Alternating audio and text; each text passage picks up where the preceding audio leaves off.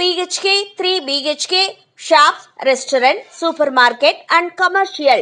Available for rent in Kolattur.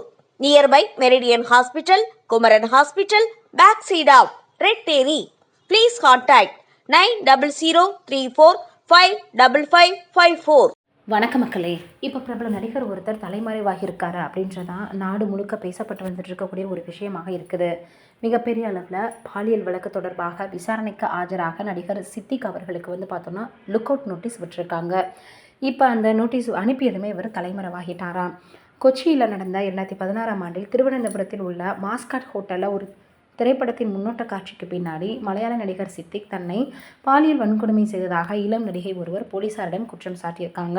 இதனால் அடிப்படையில் தான் திருவனந்தபுரத்தில் உள்ள அருங்காட்சியக போலீசார் நடிகர் சித்திக் மீது பாலியல் வழக்கு பதிவு செஞ்சிருக்காங்க.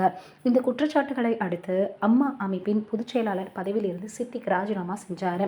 கடந்த 2 தினங்களுக்கு முன்பு கேரளா நீதிமன்றத்தில் ஆஜராக நடிகர் சித்திக் முன் ஜாமீன் மனுவை தள்ளுபடி செய்து கேரள உயர்நீதிமன்றம் தொடர்ந்து இந்த விவகாரம் தொடர்பாக விசாரணைக்கு ஆஜராக நடிகர் சித்திக்கிற்கு லுக் அவுட் நோட்டீஸ் அனுப்பியிருக்காங்க. ஆனால் இந்த நோட்டீஸ் அனுப்பியதுமே தலைமறைவாகியிருக்காரு. இந்த நிலையில் தலைமறைவான மலையாள நடிகர் சித்திக் தேடுதல் வேட்டையை தீவிரப்படுத்தக்கூடிய முயற்சியில் நாடு முழுவதும் இருக்கக்கூடிய செய்தித்தாள்களில் லுக் அவுட் சுற்றறிக்கையை வெளியிட உத்தரவு பிறப்பிக்கப்பட்டிருக்கு. இந்த விவகாரத்தில் ஒத்துழைக்குமாறு அனைத்து மாநில டிஜிபிகளுக்கும் மின்னஞ்சலும் அனுப்பப்பட்டிருக்கான். நடிகர் சித்திக் வேறு எந்த மாநிலத்தில் அடையாளம் காணப்பட்டாலும் விசாரணை குழுவை தொடர்பு கொள்ளும் வகையில் நாளிதழ்களுக்கு தொலைபேசி எண்ணும் வழங்கப்பட்டிருக்கு.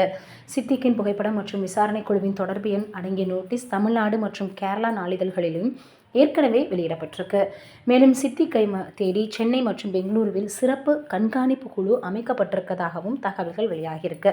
தலைமறைவாகி பல நாட்கள் ஆகிய பின்னாலும் கூட பிடிபடாமல் இருக்கிற நிலையில் கேரள போலீசார் இந்த தீவிர நடவடிக்கை எடுத்து வராங்க.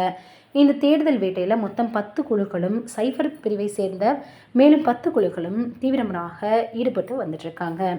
இந்த நிலையில் இப்போ பார்த்தோன்னா எப்படி அவர் இந்த வழக்கில் போய் முன்ஜாமீன் கேட்டு மனுவை அவர் பார்த்தோன்னா சமர்ப்பிச்சார் அப்படின்னு எல்லோரும் கேட்டு வந்துட்டுருக்காங்க. இது எந்த அளவுக்கு உண்மை அப்படின்றது தெரியல.